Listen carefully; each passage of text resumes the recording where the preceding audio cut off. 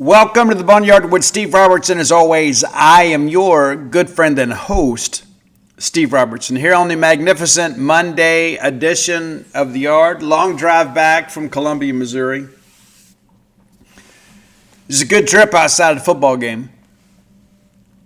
It truly was. We spent Friday night in Branson, Missouri. Had a chance to see Tristan Reed, Mississippi State's new four-star center from Link Academy. It's interesting, too, that to be quite honest with you, I have probably played church league basketball in gyms bigger than that one. But it was incredible, the talent on that roster. You had a pair of Michigan State signees, you got a Gonzaga signee, you've got, of course, a Mississippi State signee, a Kansas signee. It is an incredible roster that Coach Myers and his staff has assembled at Link Academy. The quality of instruction appears to be absolutely outstanding. Coach Myers was an assistant coach at New Mexico State prior to taking this job and after Chris Jans had left for Mississippi State. They play a national level schedule, so there's no really concern about the level of competition. This young man is a very polished player that is playing against some very talented opposition. He also has two grandfathers from the great city of Starkville, Mississippi. How about that? You probably didn't know that. We talked with him and his coach following the game. On our way there, we stopped at Arkansas's own David's Burgers. Now, if you have been in the great state of Arkansas as a traveler and not partaken of David's Burgers, you have done natural state travel incorrectly. There's one in Conway, which is the one that I'm more familiar with. We stopped at the one in Little Rock. It's kind of difficult to get to be quite honest with you. You better know where you're going. If not, it's like that scene in European Vacation when Chevy Chase can't get out of the roundabout and they keep, it's Big Ben, kids. Yeah, that's what it feels like. But we made it there, had a great meal, great service. This is an unpaid advertisement. We had a great time. But then, we spent a night in Branson and we're right there in the heart of things, and went to this little place, something Hall, and had their pizza buffet. But the best pizza we had, of course, was Shakespeare's Pizza, just outside of Como, like coming from the Jeff City side. It was great. Did not get a chance to see my buddies in Shaman's Harvest. Hit Josh and those guys up and offered to buy them pizza. They're out of the area right now, but and then we went on to Como and then watched a football game that we looked ill prepared for, and then we made the long drive home, and then slept a few hours yesterday. Got up, had some food, watched a little TV, went back to bed. But we're now fully rested. We're ready for today's show. And I got a lot to talk about. We're going to change the format up a little bit today because I think our observations mean a little bit more than the play-by-play does. So a little different format today. There is no Jeff Levy press conference today since there is an open date. We are expected to have some media availability with players and Levy on Wednesday. And there's some things that we need to talk about. It's true. Let's thank our friends at Bulldog Burger Company, longtime sponsors of this show. And as much as I like David's Burgers, I don't like them near as much as I do Bulldog Burger Companies. Not even close. One of the things I love about the great Bulldog Burger Company is the variety of options that I can choose from on their menu. If you're feeling like a burger today, you know what? The Bulldog will scratch you where you itch. If you want to branch out a little bit, let me recommend the Smokehouse, the Pimentology, add bacon. I don't even like pimento and cheese sandwiches. Matter of fact, I despise them. I don't know why people bring them to big events. I don't understand it. It's such a polarizing food. It is. But the Pimentology burger at Bulldog Burger Company is a uniter. It's great, man. Again, I don't like pimento and cheese sandwiches, but I love that hamburger. I even threw a couple pieces of bacon on there to get a little extra protein out of my meal. I would suggest you do that as well. You're going to be very pleased with that selection. I'm telling you, you will be. Maybe the Smokehouse is for you, a little beefier. the Bryant, the Lauren, always something new to try at Bulldog Burger Company. They keep things fresh. Great food, great service, great atmosphere, all at a great price. You put your feet under their table, just let them take care of everything. Get that chocolate shake to go. You can ride that ride home with a smile. And, of course, as we prepare for the holidays, you need to be looking your best. You need to maybe take an uptick in your spring rolls intake so you can look your best for those holiday pictures. Those will last a lifetime. It's true. Everybody's going to put on those matching pajamas for some reason. You want to be looking your best because years from now, people are going to go back and say, look at this. Do you remember this? And you're going to be like, oh, man, I was deprived of spring rolls at those days. And it shows. Don't make that mistake, kids. Get the spring rolls as your appetizer. Again, 3 great locations to serve you as always. University Drive in Stark Vegas, Gloucester Street there in Tupelo, Lake Harbor Drive in the Ridge and Flowood area. Bulldog Burger Company, the place where people go to meet, M-E-A-T. Okay. I'm not breaking down this game play-by-play. I'm just not going to do it. And I'll be honest with you. I had a friend of mine called this morning, the illustrious Hound Dog, and he goes, man, Rose Bowl, I'm going to tell you. I feel worse today than I have at any point this season. And I agree. I do too. And I'm going to tell you why. When we lost to Tennessee, it kind of felt like we were almost kind of punching out of our depth a little bit, right? That we were playing well, maybe even playing a little bit above our heads, and yes, we should have won the football game. But we were able to kind of reconcile that a little bit, right? It's like, well, we beat Arizona State. We're proving we can play with anybody. We had the ball under 2 minutes to go with a chance to win it. We couldn't get it done. But we kind of told ourselves, you know what? We're making progress. And we are. I don't want to lose that, okay? Because sometimes the Monday morning hangover after a bitter loss on Saturday can kind of jade your commentary a little bit. But that's what we thought. And then, we go to Florida, and we made a big mistake late that cost us the chance to win the game. I'm not going to sit here and promise you that Calvin Ferry makes a field goal, but I would have at least liked the opportunity to attempt said field goal. I got a lot of faith in Kyle Ferry. I think in those moments he thrives. I think he is dying to kick that walk-off game winner. And I would have liked for him to have had that opportunity. Now, Levy didn't agree with me. Levy felt like, we need 5-6 more yards, right? And I get that too. You want to, lower the degree of difficulty as well as you can. We made a very bad decision, and it cost us the game. We'd be bowl eligible right now. And, of course, Florida not playing well. Played well Saturday, but they've already fired a coach. Then there's a Texas game, right? And we felt like they were somewhat vulnerable coming in, and they were. And we're up 17 points in the fourth quarter, and we can't close the deal. And again, I said this on Bo Bound's show too, I think what we're seeing here, Jeff Levy, I'm still a supporter. Are there some things we can be critical of? You better believe it. But I think in that thing, you manage it a little bit differently, right? I mean, the clock is your friend. I'm up 17 points.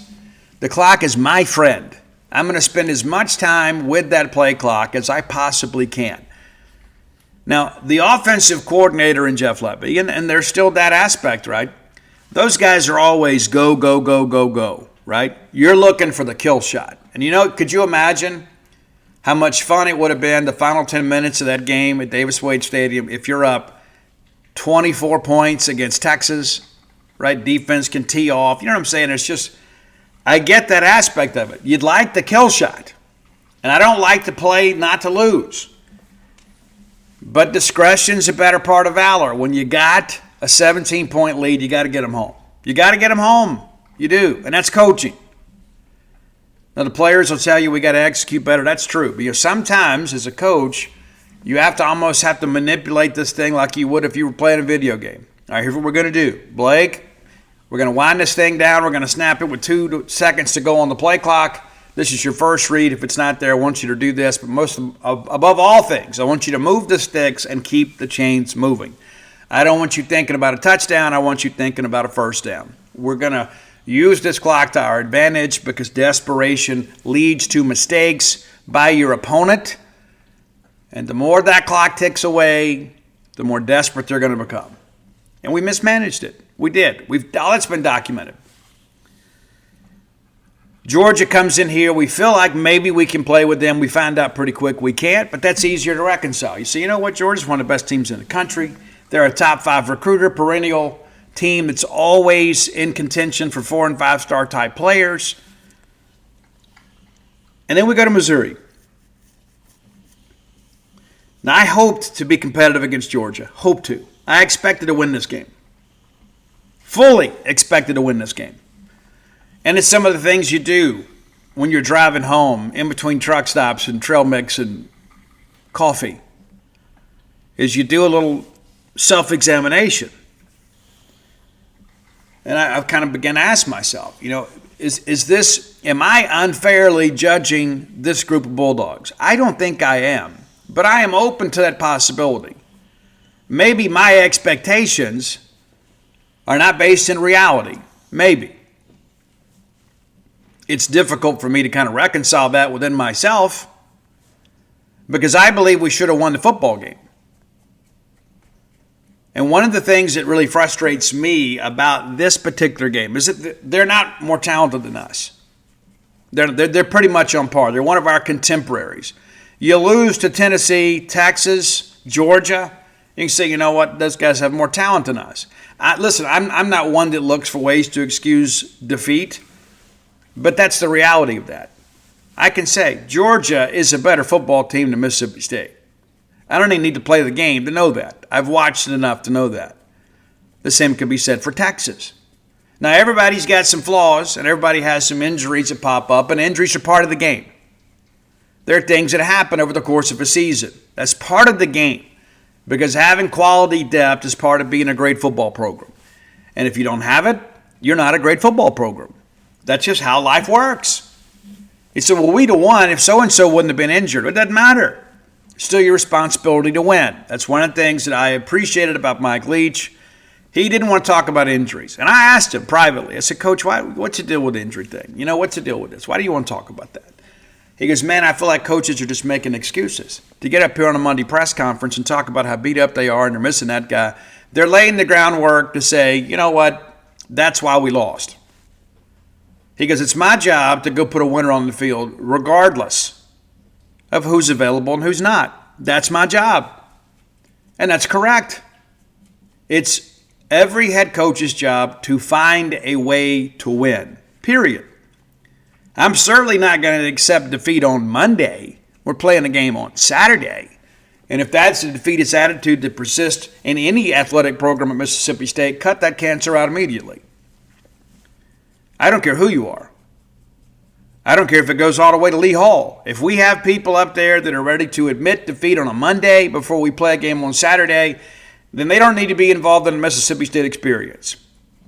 That's my personal opinion. You may disagree. I'm not some poor old state mentality person that feels like we can't do great things. We can. And when we go to Missouri and we play a very one-dimensional offense with a quarterback that is incapable of beating you at this point in his career, right? Let's just kind of call it for what it is. He hadn't been good. Now, we gave him a chance to throw the fade on a hard count, and they beat us on the play.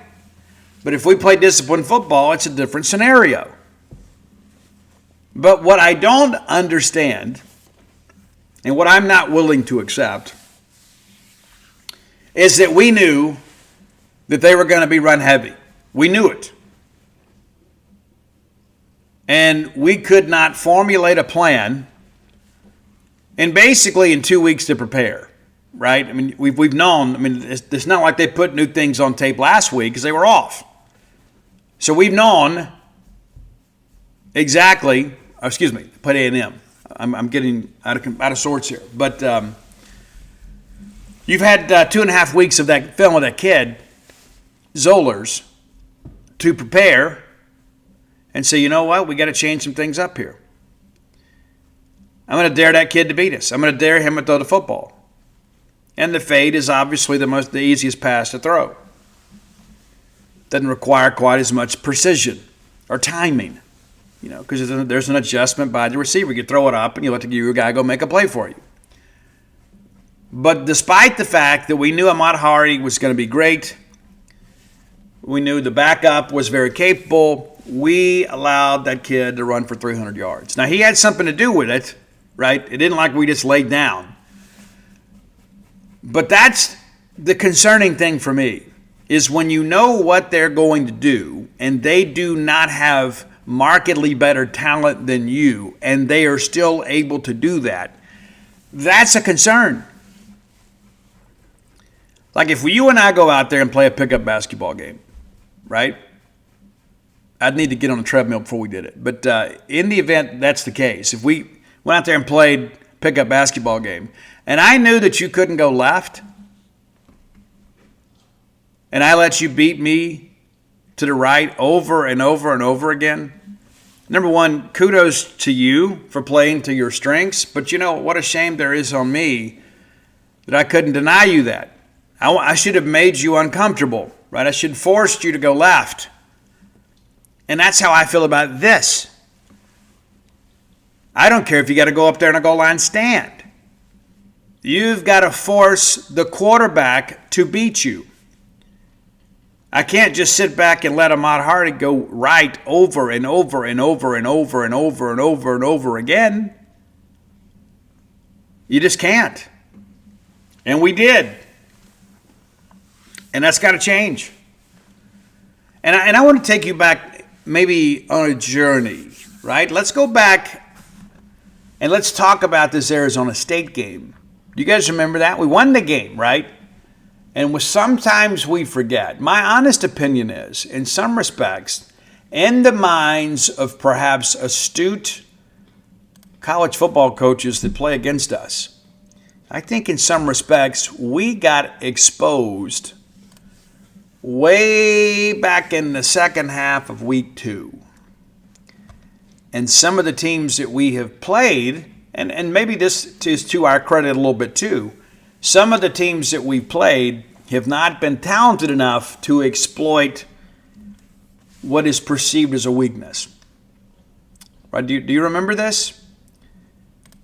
I'm going to go back here, okay? You remember at the half, we're up 17-3. Should have been 17-0, but we're 17-3. We had a bad punt. Of course, we had that bad penalty called against us. Should have been 17-0. We get outscored in the second half 17-7. And you recall the 7 came on the long pass play to Brennan Thompson that ultimately wins the football game. But let's go back here. The very first drive of the second half, which allowed there in the middle 8 for them to go 2 for 1 and get 10 points. So, guys, we open up here, and you look at this first drive of the second half, and they absolutely just ran the football down our throats. 8 plays, 75 yards, not a single pass on the drive. Do you remember that? So now all of a sudden they've made it a game again.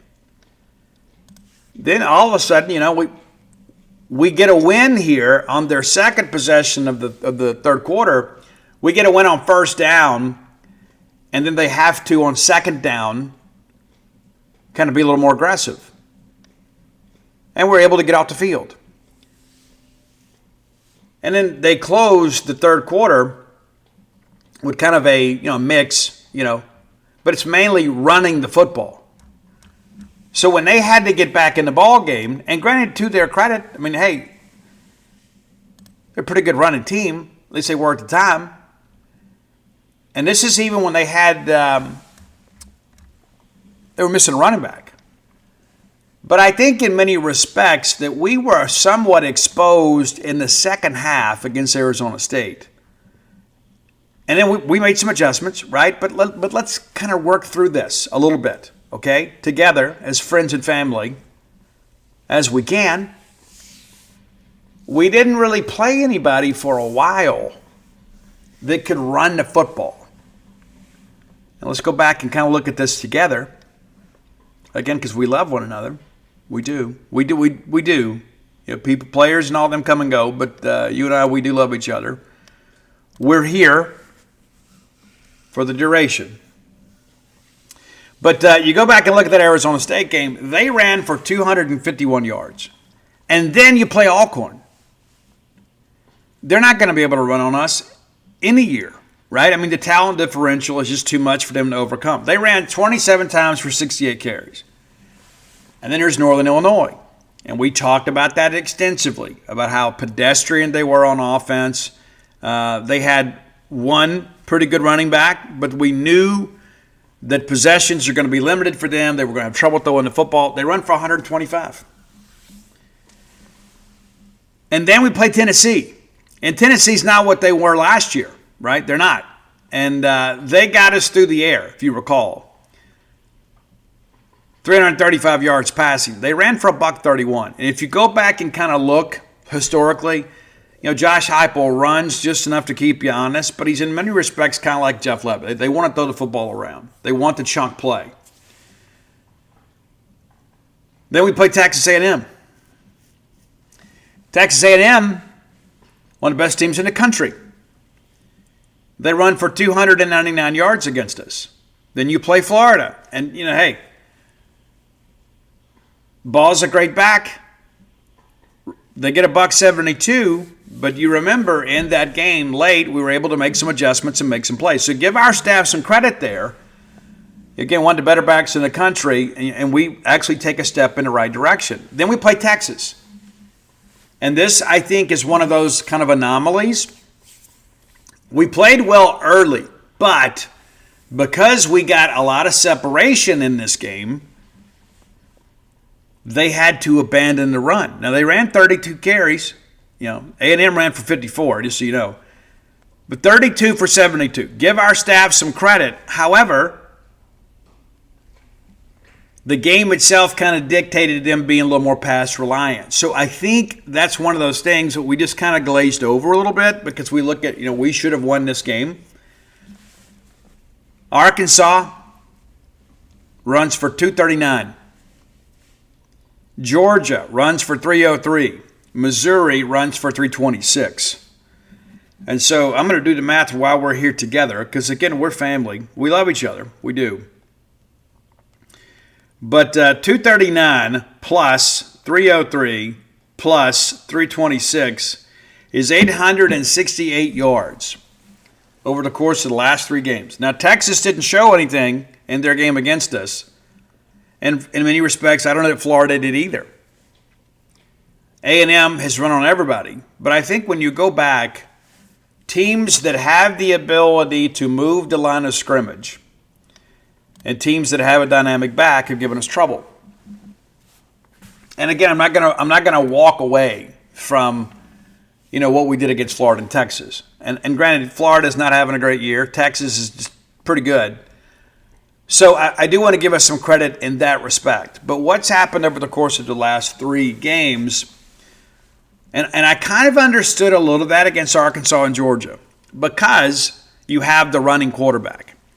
So it makes sense to play a lot of zone coverage because you've got more eyes on the backfield. Right? If you're playing man coverage, you got guys running back there, you're chasing the fade, chasing the post. You got your back to the line of scrimmage. When you got the running quarterback, it's just like I think about, you know, what Josh did, Josh Morgan, when they played Clinton and Cam Akers. Like, you guys know how great Cam Akers was, right? And it's like, you know what? We're just going to play zone coverage because that way we got more eyes on the football. We're not going to let Cam beat us as a runner because, you know, they'd go four wide and send everybody down the field. The Cam makes a guy miss, and it's 20 yards before he gets any traffic. So it was great by Coach Morgan, who we love. And so I think against Arkansas and Georgia, we kind of wanted to employ that same philosophy. It's like we're not going to let the quarterback run beat us in this game. And I think against Arkansas late that mattered. And, you know, early in that ball game, you know, we're dropping a lot. We're kind of mimicking what Auburn did and had some success with. So it shows that we're watching tape. And how many times did Taylor and Green just have to tuck it and go? Because he was scared to let the pass go. And then later in the game, they made some plays. and Taylor Green kind of kept them in it for a while, but ultimately State wins that ball game. Against Georgia, kind of a similar thing. You knew Gunnar Stockton was a part of the running game. There were going to be design runs for Gunnar Stockton. It wasn't just going to be a scenario where he just kind of takes off when nothing's open. He'll do that too, but it's 11 versus 11 when you play Georgia because you have to account for the quarterback run. Against Missouri, we didn't have to account for the quarterback run. And that's what makes this so incredibly disappointing. Is you have a chance to kind of get back to what you do well. You don't have to account for the quarterback run. And you still can't get the stops. That is so incredibly frustrating to me. And again, the thing that I go back, it's not just coaching, okay? Because everybody's answer to everything is fire the coach. Fire this person, fire this person. I get it. But that's not always the answer. Just so you guys know, Matt Zollers had 2 rushing attempts for a loss of 22. He's now lost 32 yards on the season. And, of course, that came from State's pass rush. But you didn't have to even consider the possibility that they're going to run Matt Zollers. 0 chance of them running designed quarterback runs with a third-team freshman quarterback. Period. It's not going to happen.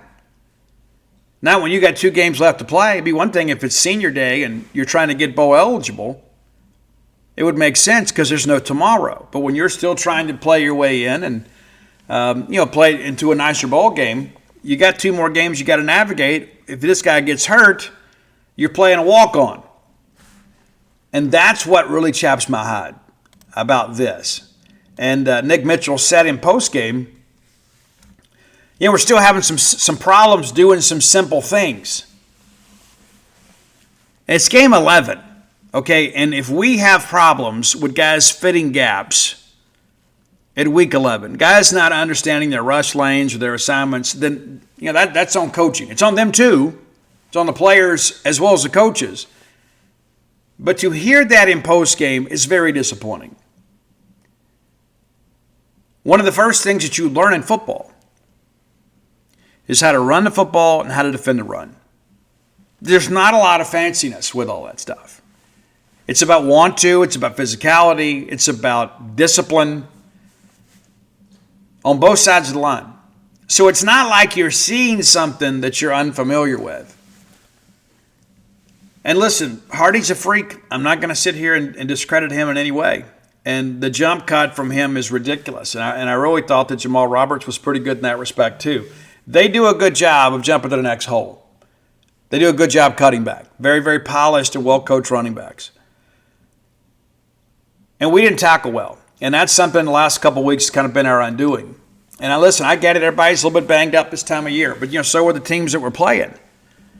And those are the things that I look back and I begin to think about. It's like, this is where I think if you're Jeff Lebby, as the CEO of Mississippi State football, you've got to consider that aspect of it. Why are we wearing down faster than our opponents? The Georgia thing I get, the Missouri thing I don't. And, to kind of briefly go back to, some of the stuff, we came out that first quarter. I thought we looked totally unprepared to play. Totally unprepared. First drive for us, loses 3 yards. And, I know we want the football first. I know we do. And that's offensive-minded coaching. But in this situation here, when you have an opponent that's got a young quarterback, I'm going to give him the full length of the field. I'm going to make him drive the full length of the field. I'm going to try to get him pinned back deep if I can. I'm going to try to. I'm going to put him on offense first. And lo and behold, we don't do that, and next thing you know, we're down 7-0. We look totally unprepared. It's like, and maybe you guys have kind of washed this away from your memory. The very first carry of the day for Ahmad Hari went for 34 yards off the right side. Basically just run off right tackle. 34 yards. Very similar to the touchdown run against Arkansas that Arkansas had against us. But then we make a couple plays, and we jump off sides, and they throw the fade, and they beat us. We get the field goal, we're back in it, and then again, it's just they get a 4-play, 75-yard drive. Kevin Coleman involved in some of that. Hardy gets a 22-yard carry, and then you lay it up there to Josh Manning. And again, it was incredible to me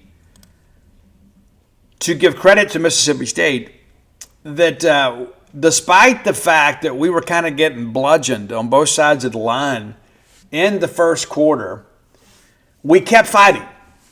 That's true. We kept fighting. That's one thing that I will say is a tenet of the Jeff Lebby experience. Those kids play hard for him. Those young men go out there and do play hard for him. I thought later in this ball game we should a little bit of give up, shall we say. But we come out here and make some plays, and next thing you know, guys, it's 14-10. And you're like, man, as bad as we played in this first quarter, here we are, right in the game. And then what do, right? We get a win on first down. We get Jamal Roberts for a 3-yard loss. So it's 2nd and 13. So now all of a sudden you got to make some plays with your quarterback, right? Even though they've gashed us a couple times, you got to get a win on first down. We do, and Zollers is picked off. We get the ball around midfield. And we have a chance now to take the lead on the road despite all the bad things that have happened to us. We have a chance to take the lead on the road in the SEC. And what do? We drive right down the field. Everything is lovely. I mean, you're thinking, yeah, this is great. It's 1st and goal from the 5-yard line. 1st and goal from the 5. And we run shape and right, 3-yard loss. And they charge him with targeting. And it was the correct call. So now we got it 1st and goal at the 4. Up the middle for a 1-yard loss. 2nd and 5, we bring Camario in. He gets us 2, and on 3rd and 3, he's hit for a loss. However, face mask. Now it's 1st and goal at the 2. Camario left side loses 2. Then there's a delay of the game. Inexcusable. Lebby loses it.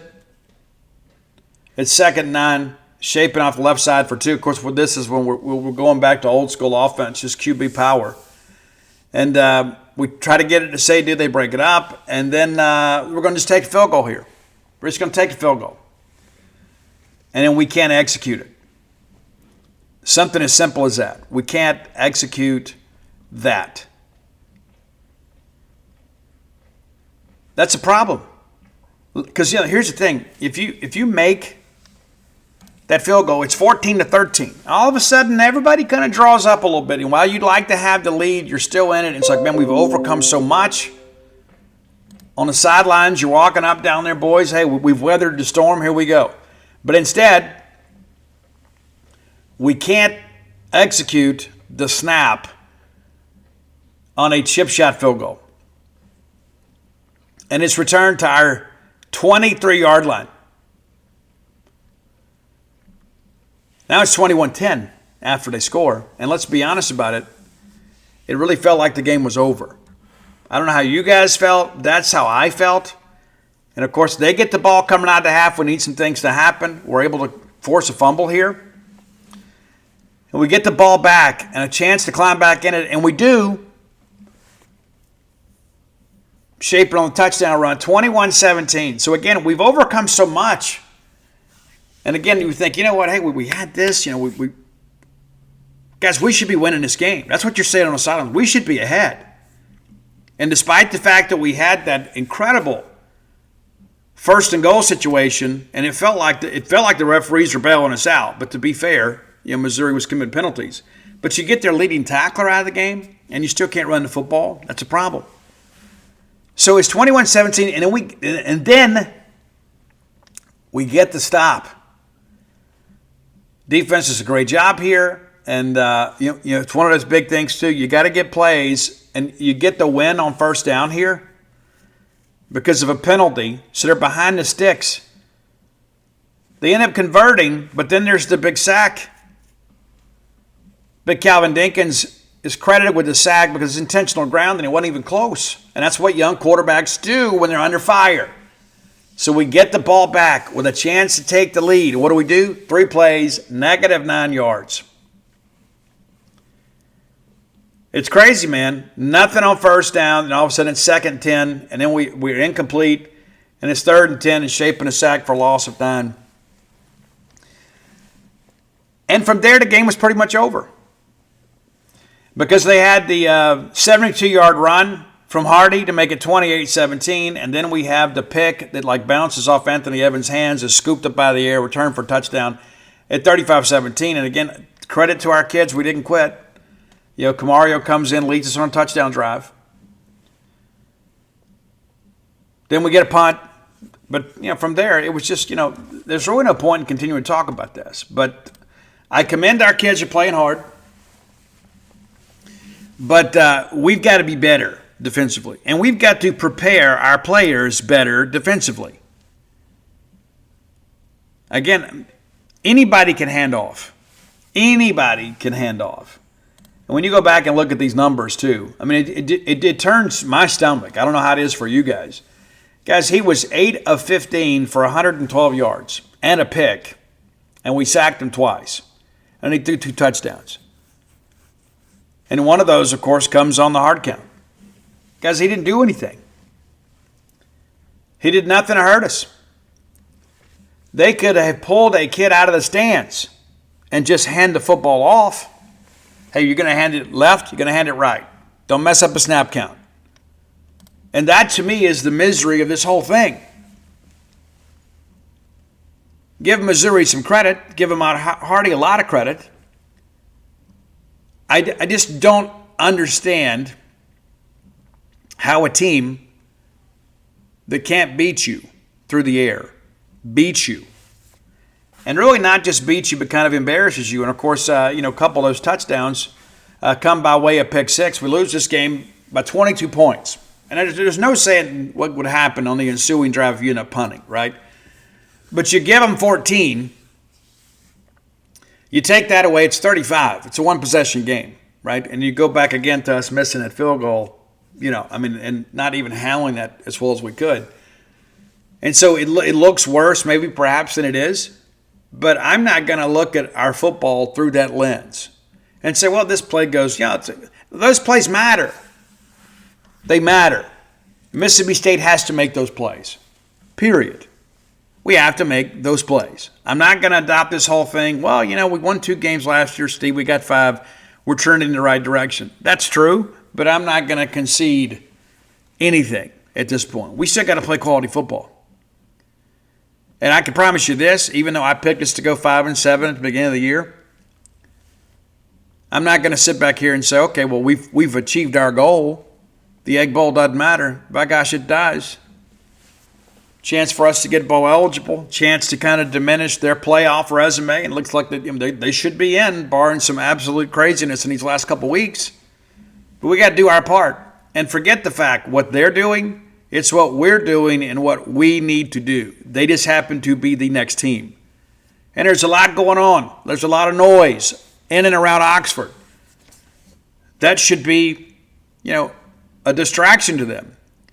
It wasn't a real distraction to Florida, even though we kind of gave that game away. There was all this talk in the wind. We can't depend on that. We need it, right? We need every advantage we can get. But no. Nobody should say, well, I picked it right. We won 5-7. No, we got to go win this football game. You think about the trajectory of this program, getting to a bowl game in year 2 and hopefully winning said bowl game does really good things for you as you push into the portal season. More on all this later. All right, it's time for our Close with Blair Player of the Day. And I'm a firm believer in the old adage that the light at the end of the tunnel may be you. Maybe you. So you're going to be our Close of Blair Player of the Day. Blair Chandler is my friend, your friend, our collective friend in the mortgage industry, 25 years of experience. He's got his own Fairway mortgage operation now. The same level of service has followed him as always.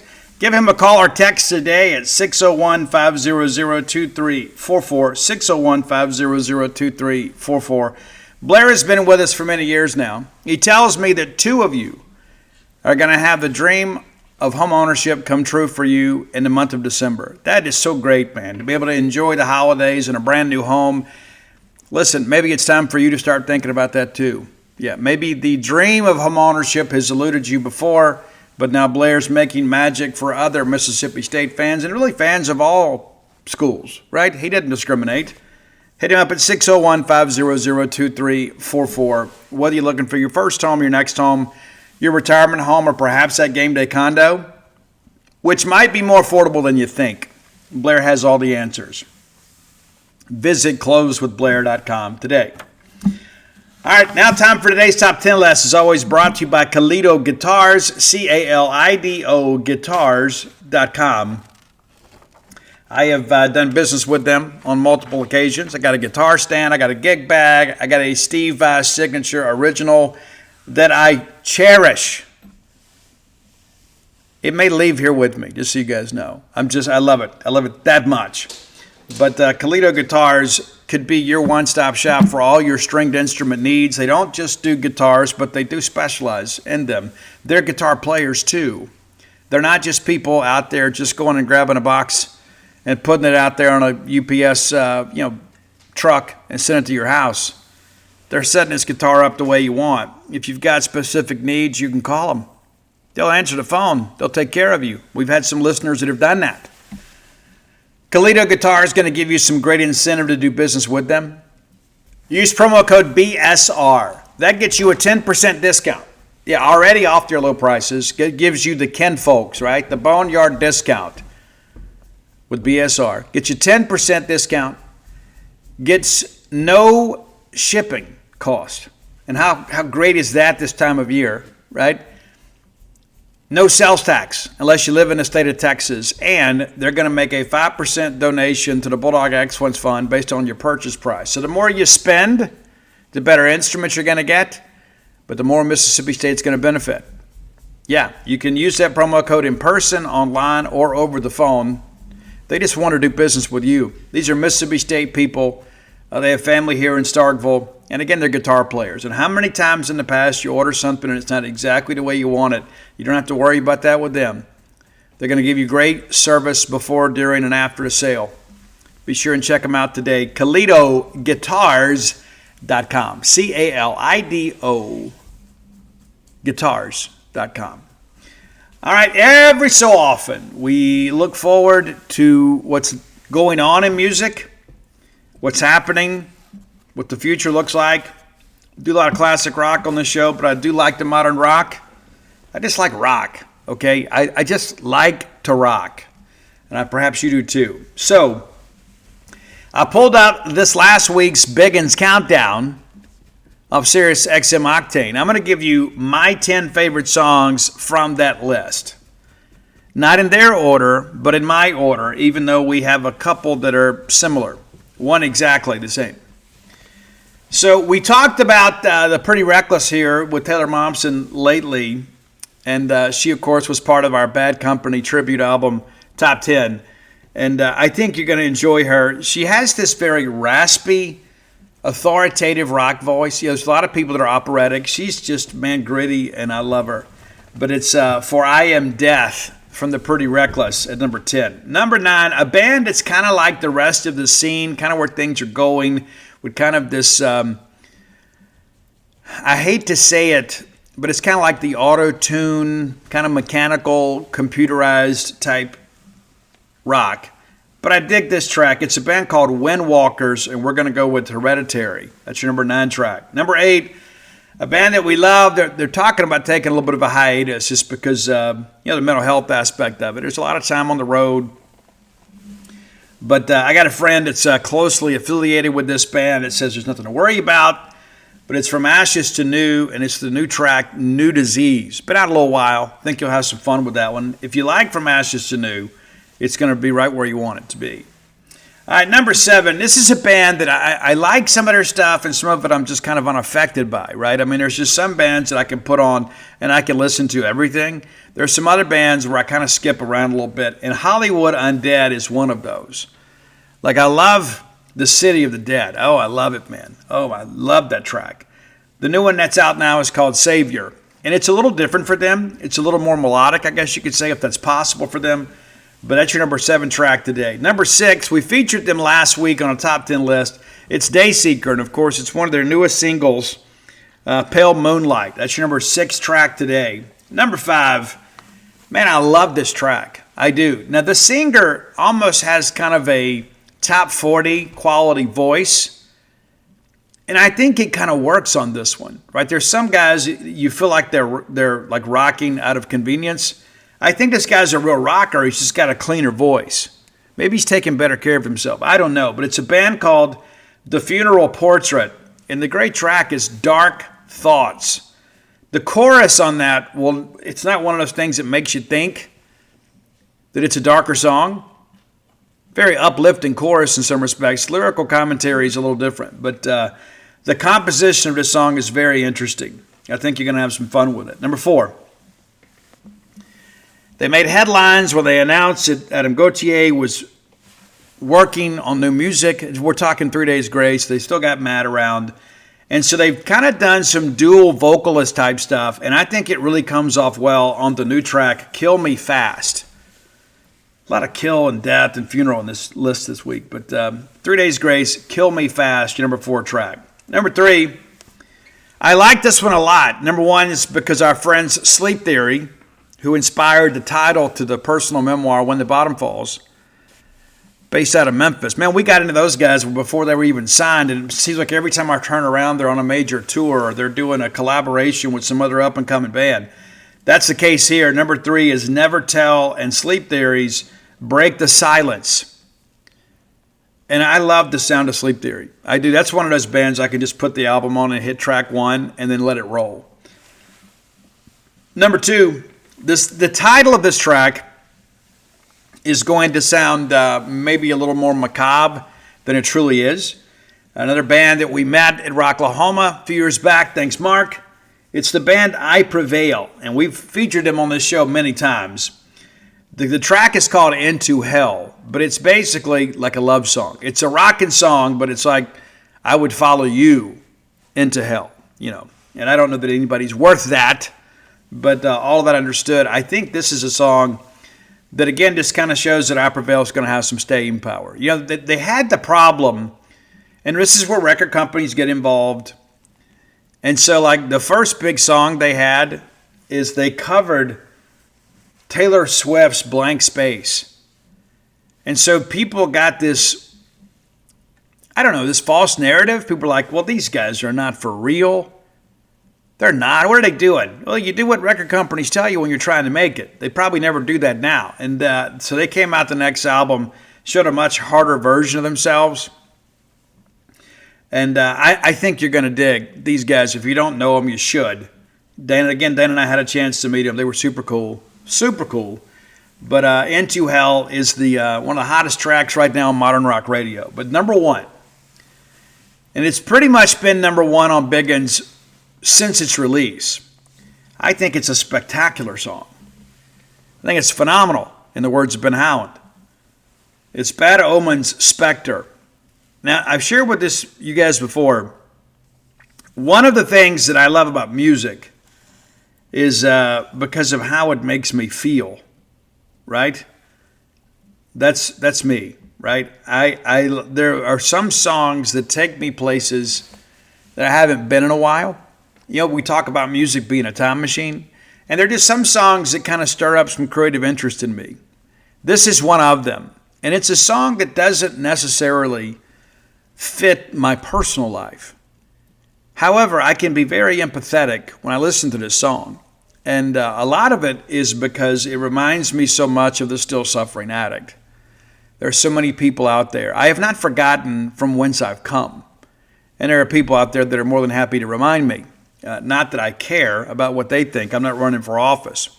We don't care about any opinion polls. That's for political people. But But from the very first time I heard this song, and I've actually kind of learned to play this on piano, not great, but I have. But I just wanted to kind of dissect the song a little bit more because it stirs up this emotion in me because I have been that character in this song. You know, you get to that chorus, right? And it's, do you feel love? I know I don't, right? And it's a very dark song, and I think it's important for us to be able to explore those recesses of the human experience. And how many times in your life have you not felt love? And some people are incapable of both giving and receiving love. And that was one of those things that I struggled with in the beginning too, being able to accept love. And the part that always gets to me, though, it's not just that. That part kind of disturbs me in some ways. But it also reminds me of a person that I used to be. But the part that really always gets to me, it almost nearly brings a tear to my eye every time I put this song on, is the part when he says, something you're missing made you who you are. But I've kept my distance, it just made it worse.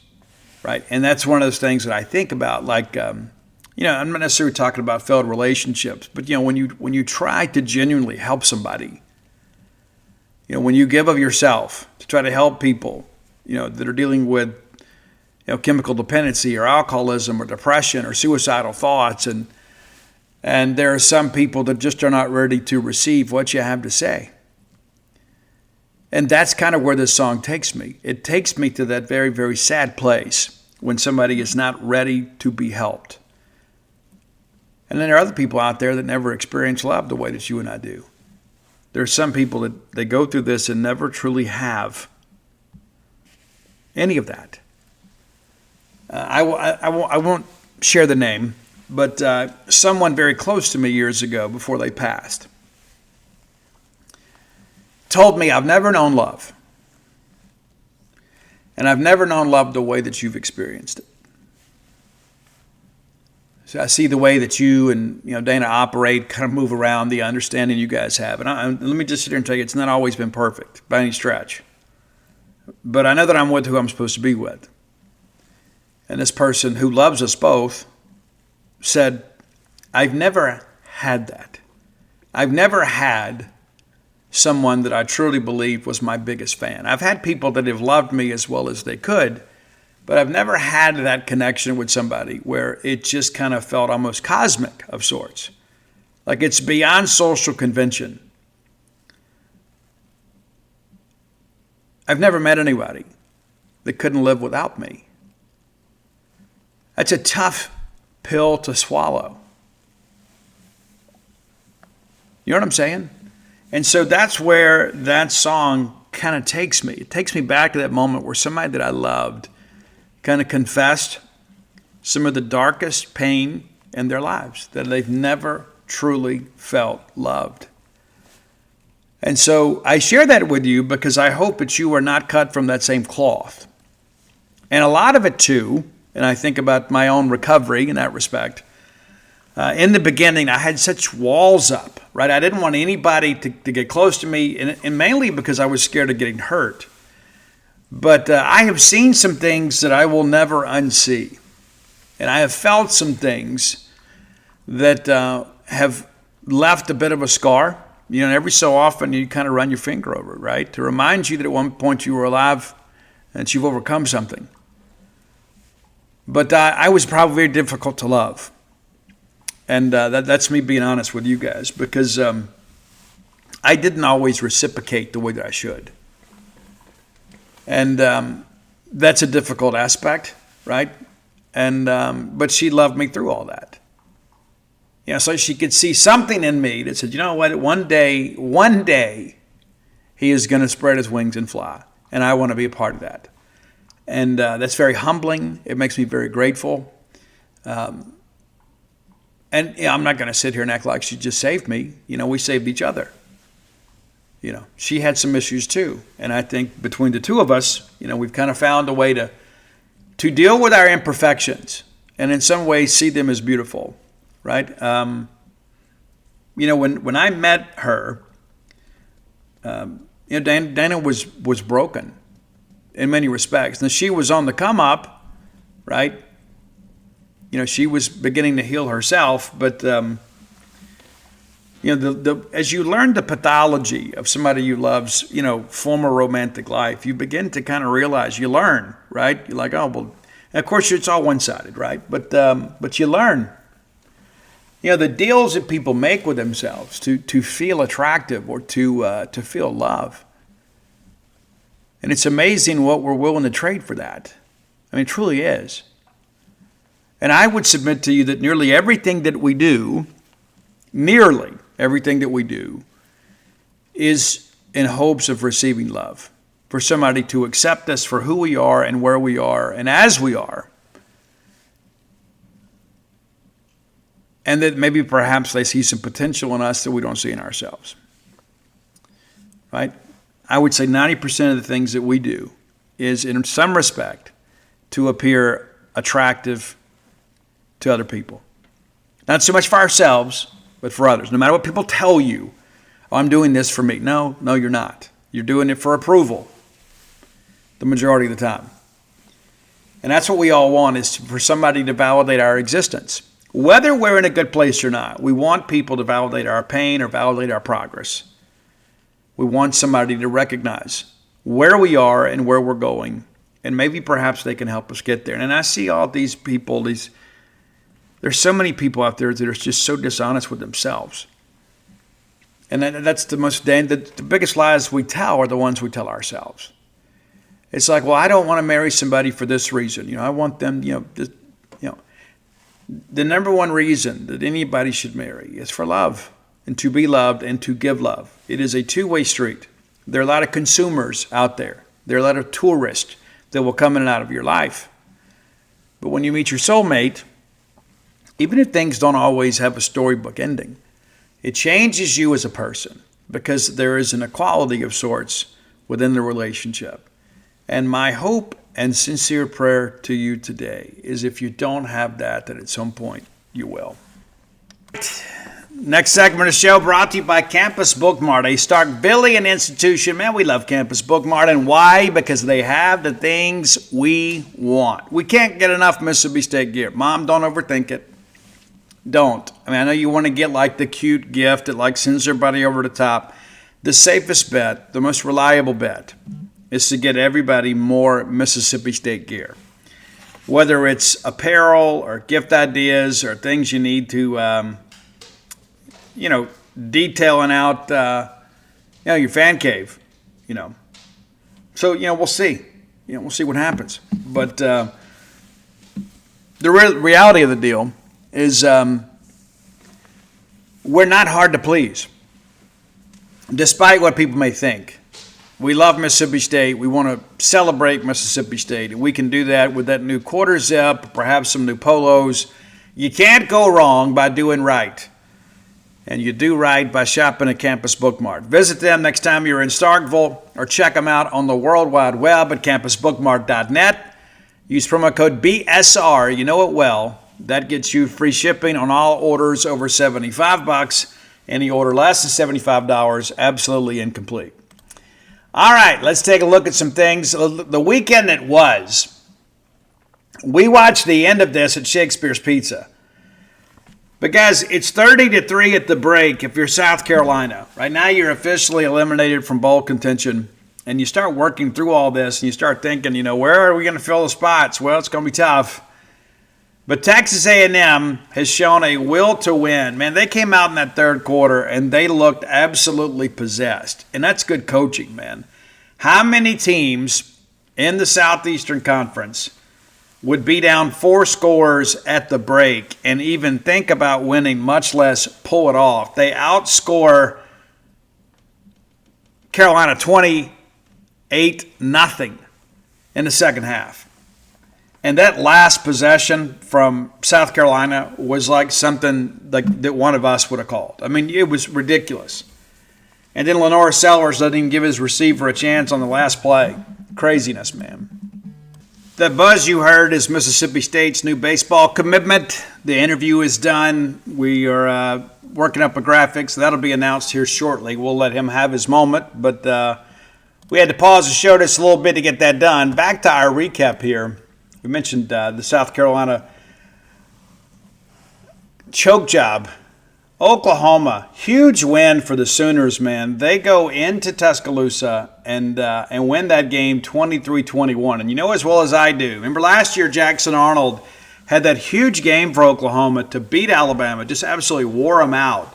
So Alabama's had all year to think about that and prepare, and Oklahoma gets it done with the late field goal in the fourth quarter to win 23-21. There was a lot of talk earlier this year, I'm not going to lie. I said Oklahoma may make the playoffs, and I was like, no, not a chance. Not a chance. Well, there's a chance.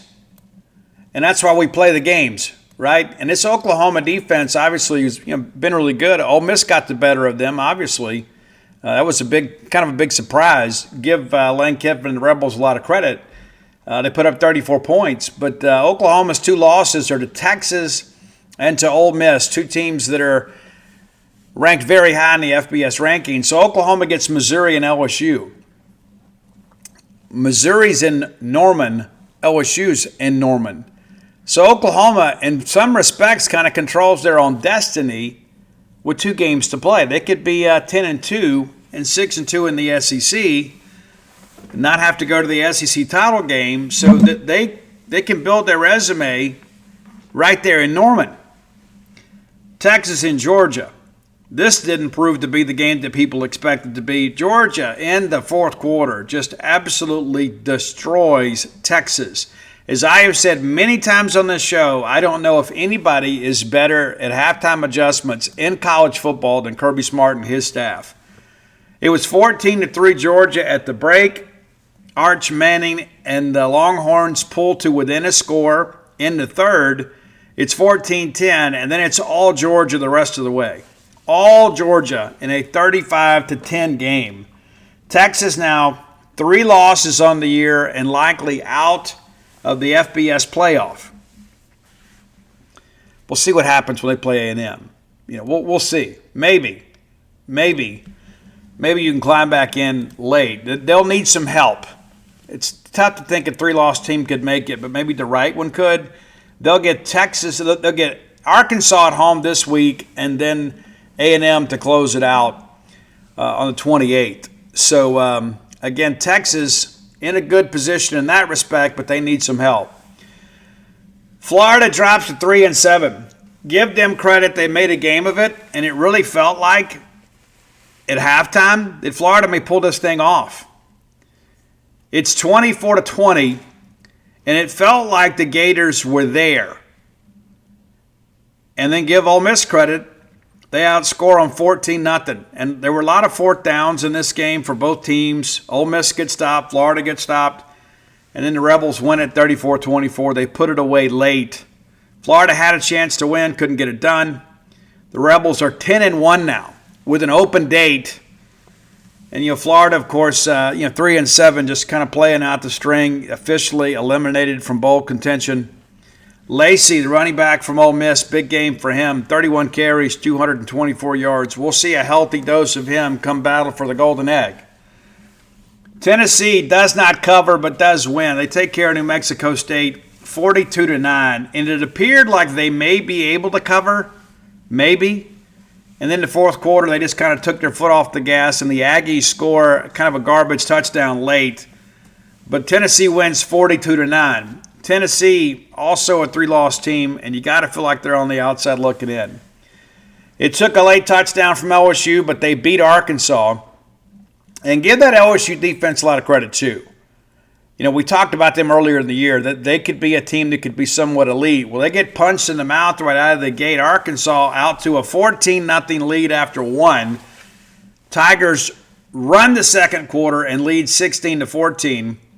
And then in the third quarter, Arkansas retakes the lead, and they actually get the 2-point conversion, and it looks like they're in great position. Well, LSU and the magic of Tiger Stadium pull this thing out. Michael Van Buren credited with the win, 21 of 31 from the field, 221 yards and a touchdown. Xavier Thomas, 6 catches for 80 yards, former Bulldog there. But LSU 6-4 and now bowl eligible. And the Tigers are in a pretty good spot, as you guys are well aware, to make some things happen down the stretch and find a decent bowl game somewhere. We'll see how the playoff works out, but that's a big aspect of this. Is there's going to be how many SEC teams make the playoffs, and what does that do for the bowl picture? For the Access 6 and all that kind of stuff, as I used to call it. All that stuff. There's always a new name and a new label for everything. But LSU assured of playing into the postseason. Frank Wilson, of course, vying to remain on that staff there. We'll see what happens. But it's interesting, though, kind of talking about Ole Miss, Florida, LSU all right here together, kind of in the same breath. Over the weekend, there was a lot of stuff about Lane Kiffin to Florida. Tons of it. Tons of chatter about that. And now there's a lot of chatter about LSU making a run. Now, there's a couple things I'll say about that. Number one, LSU gets Western Kentucky, so they're probably going to be no worse than 7-5, right? Probably no worse than 7-5 because they'll beat Western Kentucky, and then we'll see what happens at Oklahoma.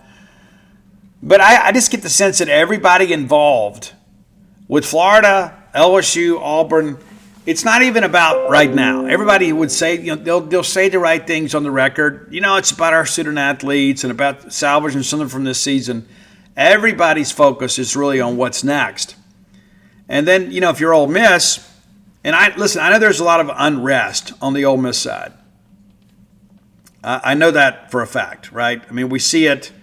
There's some people out there saying that Ole Miss is trying to force Lane Kiffin to make a decision. They're going to move on from him and not let him coach the Egg Bowl. Guys, they're not going to fire Lane Kiffin. Okay, it's not going to happen. All of that is just the emotional ramblings of fan base media. They're not going to fire him because if they do, and again, it's like Ole Miss always wants to make it look like they're in charge. They're not.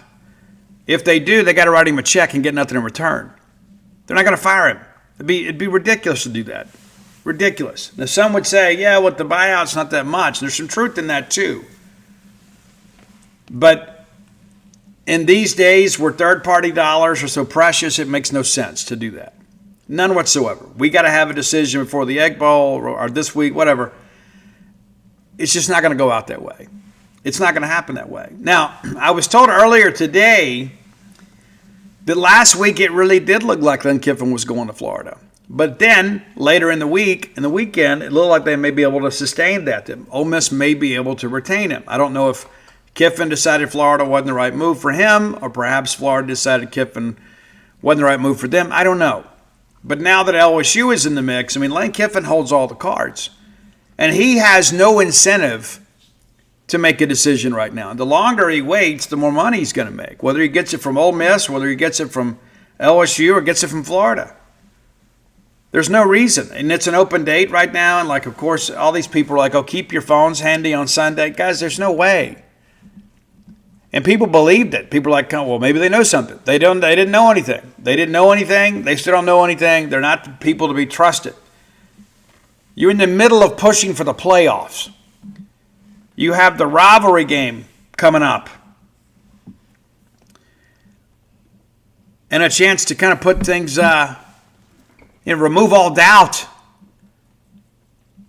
There's just no way that something was going to happen on Sunday. And I don't think anything's going to happen this week. Some things may leak, but I don't think there's going to be anything officially done. We need to expect to see Lane Kiffin, and expect Lane Kiffin to try to come in here and put some punctuation on his final game against Mississippi State as an Ole Miss Rebel coach. Now, I get the Ole Miss people are really upset, and I understand that. Especially in your dream season, a year that you were expected to take a bit of a step back, then Lane Kiffin turns in perhaps the best coaching job of his career, and then you're faced with losing him. And let me just say this too, Ole Miss fans who listen to this show, most of you are probably a little more well-reasoned than others. Ole Miss is not the job that LSU in Florida is. I don't care what you tell yourself. It's not. And you're like, it's a new era. You're right. And they're even better equipped to handle that than you are. I give you credit, you've come a long way. Lane Kiffin's done a great job. And you're like, well, we'll go out and get the next hotshot coach. Let's just be honest about that. Lane Kiffin's success is largely responsible because of Lane Kiffin. Yes, your donors and everybody contributed to NIL, but at the end of the day, Lane Kiffin has propped Ole Miss up, not the other way around. And if you need a reminder of that, let me help you out with that. Right? Again, we want to talk about, it's a new era. Yeah, it's a new era because Lane Kiffin made it a new era. I mean, let's just kind of run back real quickly here, just in case you've forgotten. I know you don't want to talk about it, but I do. It's rivalry bye week, I guess. Whatever we'll do, we'll just do what we want to do. But just kind of working back through this. Tommy Tuberville, you remember that? Remember Tommy? I'm going to leave here in a pine box, and then the next time we see Tommy Tuberville, he's got on an Auburn tie. Yeah, it's true. That's what happened. David Cutcliffe. Dave had the one good year with Eli in 2003. I mean, think about this. You had a potential Heisman Trophy candidate at quarterback, a guy that won 2 Super Bowls. And it's 7-5, 7-4, 7-6, 10-3. Not even Eli Manning could prop up that program. You get the one big year and you end up going to the Cotton Bowl and finishing ranked outside of the top 10. The next year, with Michael Spurlock, when you guys had convinced yourself he was your T. Martin, that it was just going to be just like it was at Tennessee. It wasn't. 4-7. Ed Orgeron. Ed Orgeron ended up being a national championship coach, and not even he could prop up that Ole Miss program. 3-8, 4-8, 3-9.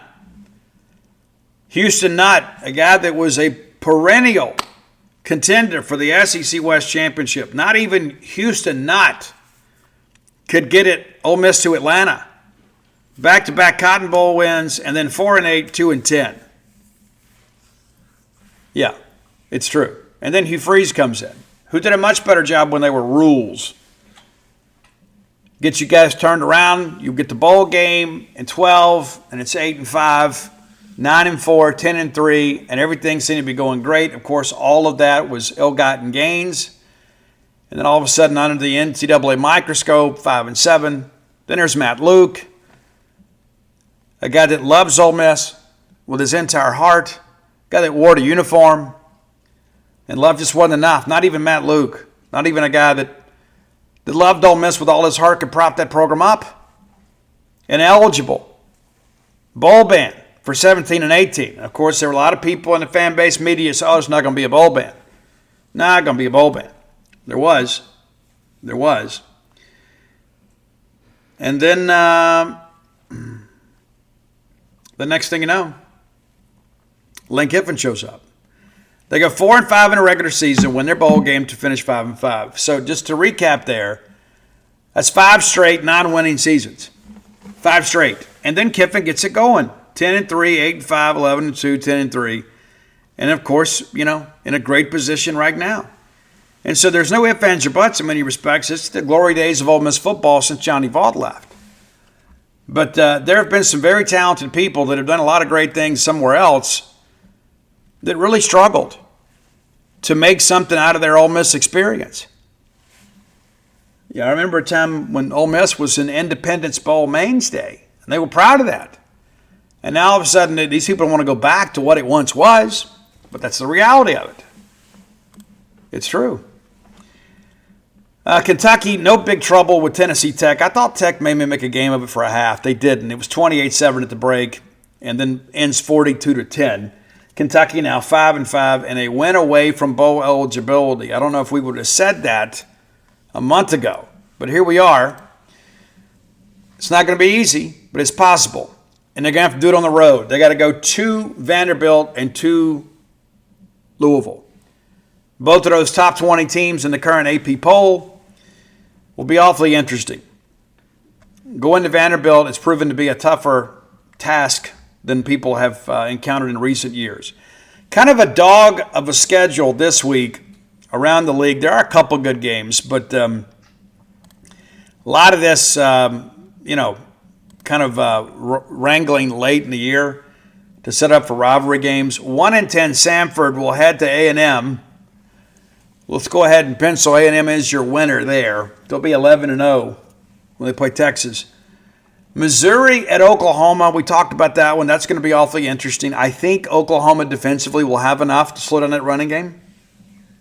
1-9 Charlotte is at Georgia, which will make the Bulldogs 10-1 on the year.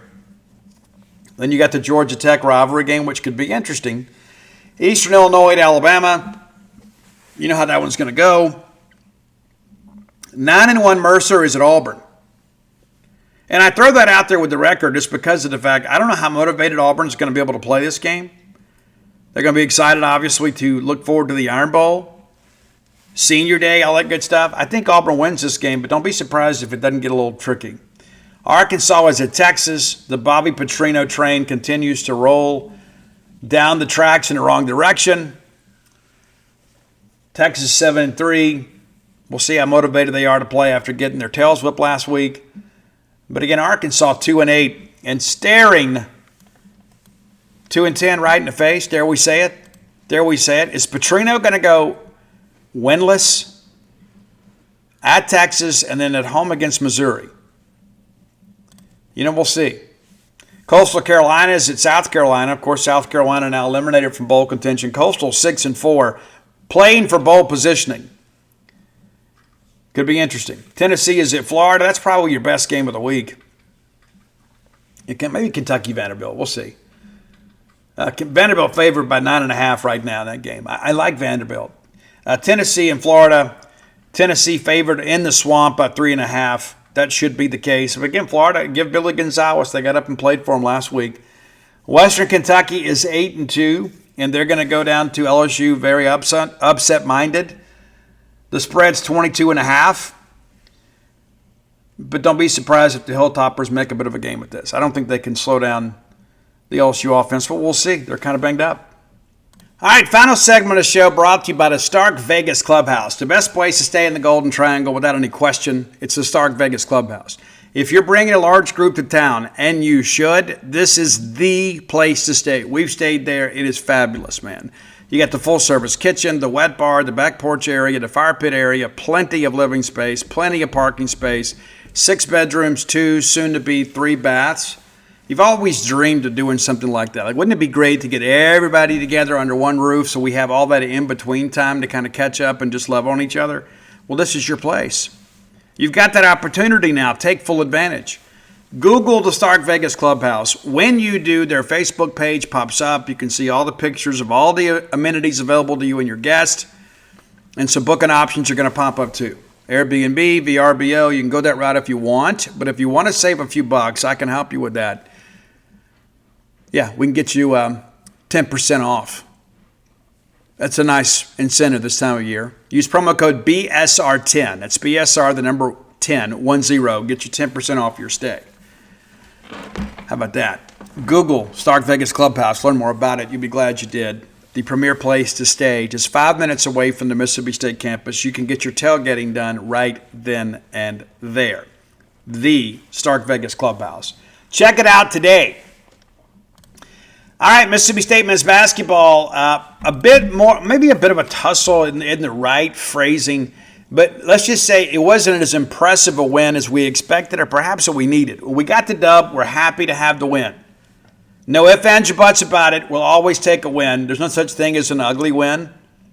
People say that, but it's kind of true. I mean, you know what I'm saying? It's like you're just happy to win. Sometimes you win when you don't play your best, but this was one of those moments, This was one of those moments where we did not play our best, and we're still figuring some things out. Chris Jan's still got to figure out who we can trust. He's got to figure out the rotation. And so, it's not time to panic about anything. 2-1 now in the season. We had that tough game against Iowa State and really thought we would kind of bounce back and maybe take care of this winless Southeastern Louisiana team with a little more authority. And it looked like for a while we were going to be able to do that. We were up just 5 at the break, but in the second half, State kind of began to pull away. And you start thinking, okay, well, this is all we we don't have to worry about this. It's all going to be okay, And then, all of a sudden, things kind of began to maybe we got a little bit antsy, I don't know how you guys felt. We were kind of having to keep up with it on live stats as, we're kind of getting ready to go, and it just got a little bit maybe frustrating. I never felt like State was in any jeopardy, but it's just you'd like to be able to finish games with a little more of a killer instinct. You look up here, just under 9 minutes to go, State's up 14. It's like, we'll just kind of cruise to maybe a 25, 30-point victory. Sean Jones, hit a big three to kind of push it back out to 15. But they make a late run. They do. Of course, the lead is as much as 16 late. But we had to kind of fight this thing to the finish as they push it under 10 with about 2.5 minutes to go. And then the next thing you know, it's a 6-point game with 2 minutes to go. And State finally kind of puts the brakes on things and puts this game away. But it's not an impressive win and not against an impressive foe either. And so is there room for concern? Yeah. Is it time to panic? No, it's not. I don't feel that. I've got a lot of trust in Chris Jans. I know you guys do too. But you'd like to win with some more style points. But how about Sean Jones kind of stepping up? 3 of 4 from beyond the arc. That's always nice to read. 17 points for him. Hub with 15. And if I told you before the game Hub's only going to have 15, you'd think game's going to be close. Well, it proved to be. Jaden Epps, again, it's not a Kanye Clary thing. Gets in, gets 10 points, and just 17 minutes of action, too. Very excited about what he can be for us. But, hey, it's a dub. It is. We move forward. We're not going to sit here and pour them out there. We're just happy to get it done. Grace King, obviously doing some good things for us in limited action. 8 points in 9 minutes. We got to figure some things out. And we put a lot of players on the floor. But again, it never felt like we were in jeopardy of losing this game. You'd like a little more game control against a team from the Southland Conference that hadn't won a game, though. It is what it is.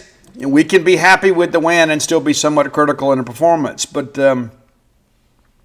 got to head over to Kansas City, Missouri later this week. The Bulldogs will take on Kansas State. That's going to be a late tip. It's going to be on the Peacock Network. So you need to be thinking about how you're going to watch the game now, right? Because what's going to happen is everybody's going to be tweeting each other and say, hey, what's going on?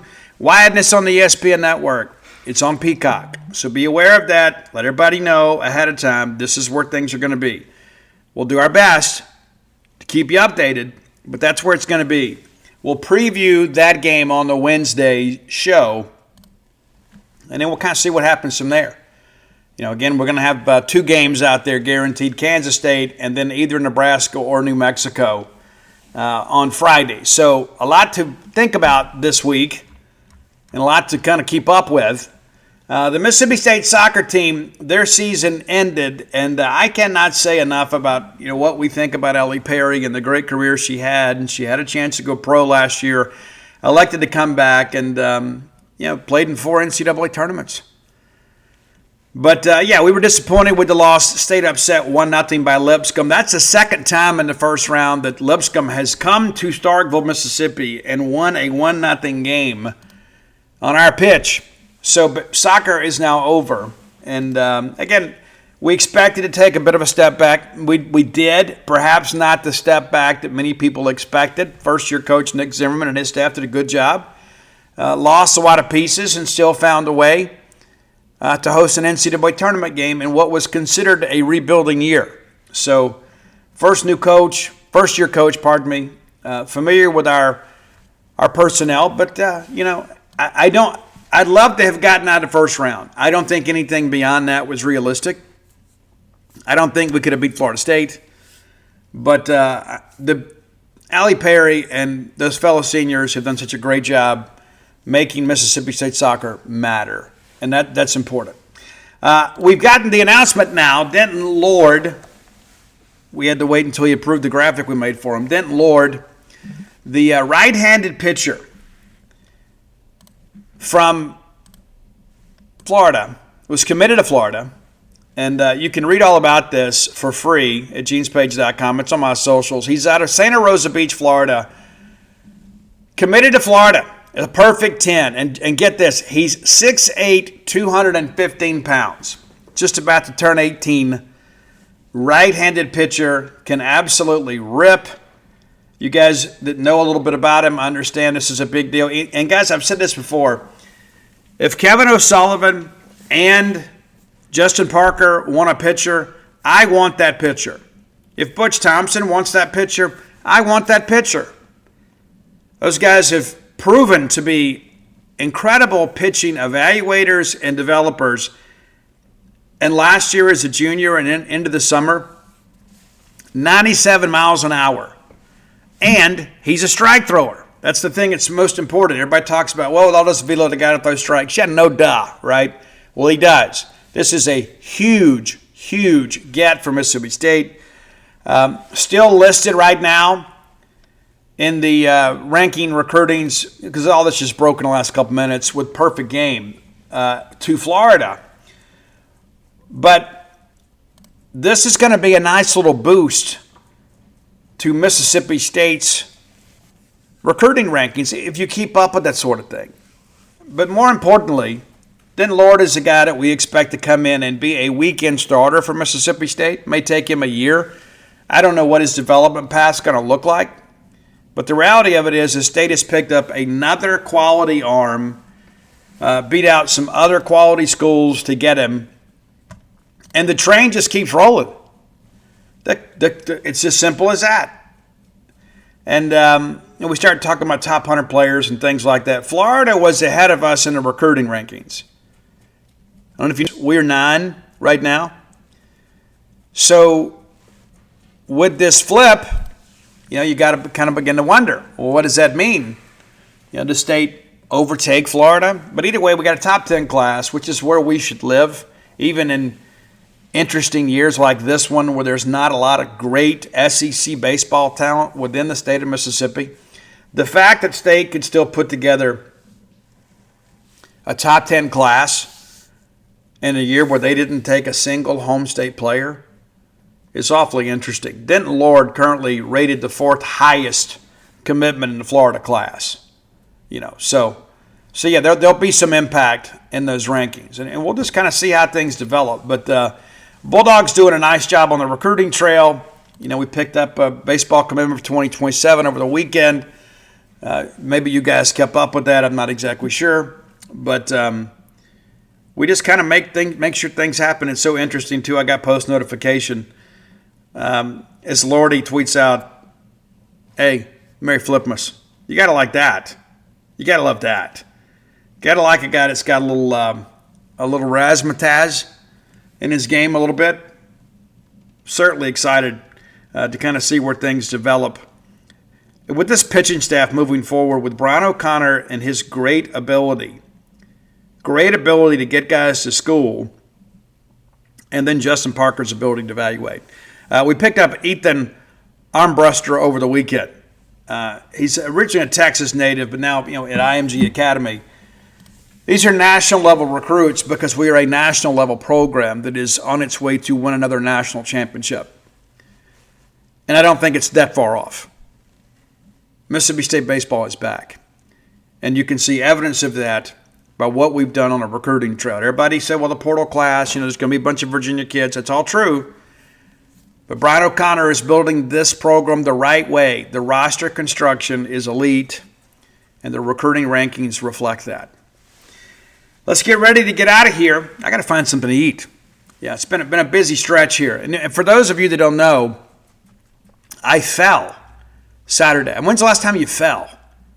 Yeah, following the game at Missouri, we're walking back, and I look ahead. It looks like the grass meets the sidewalk. Well, where I got ready to step down, it was like a 2-foot drop, so I fell. Now, I didn't break a hip or anything. Papaw's fine.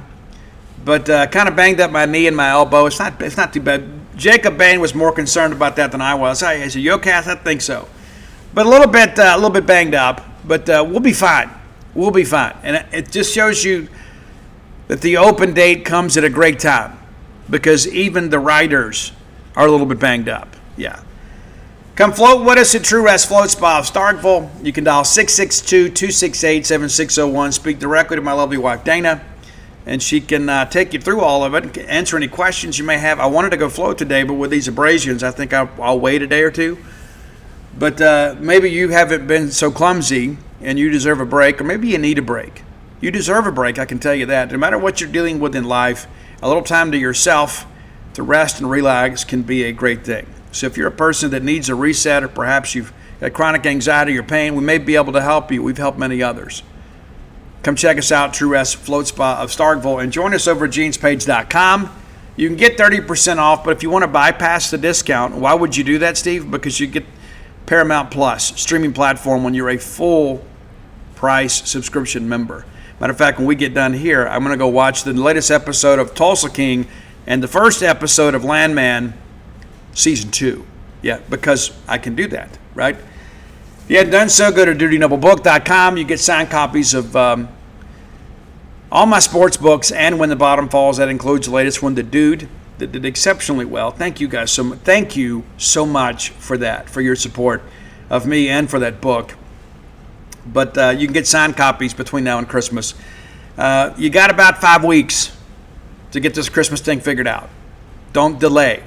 And for the Bulldog fans and your family that maybe are just collectors of all things Mississippi State, if they don't have my books, now's probably a good time to get them.